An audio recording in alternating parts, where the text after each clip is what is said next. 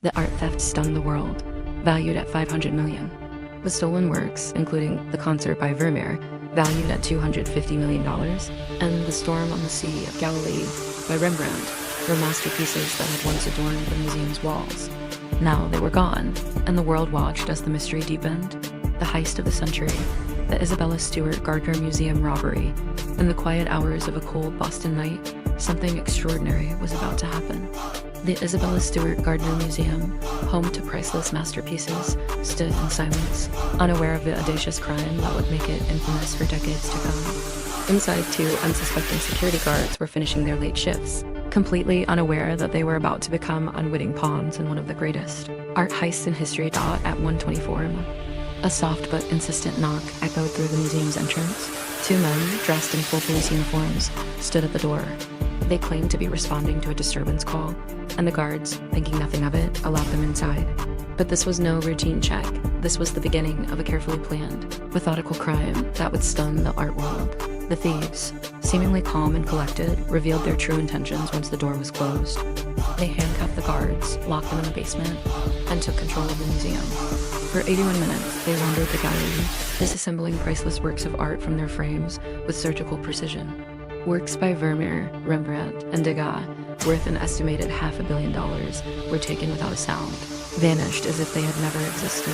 The thieves knew exactly what they were doing. They knew the layout of the museum.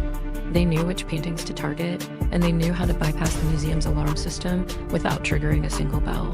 The heist seemed to be as much about perfection as it was about the art itself.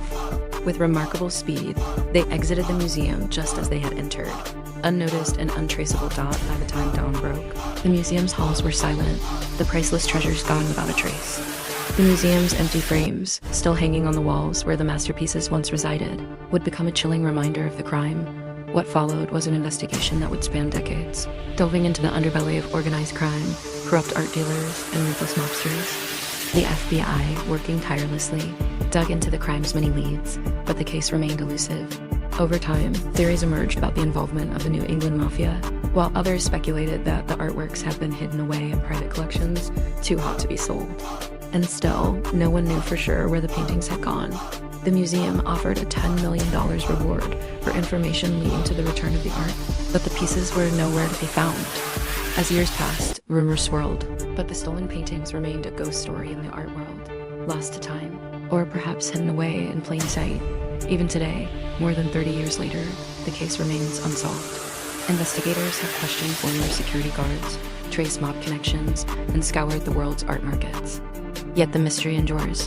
What happened to the masterpieces of the Isabella Stewart Gardner Museum?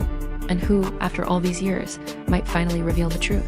For now, the empty frames remain in place, a haunting reminder of the crime that changed the history of art forever.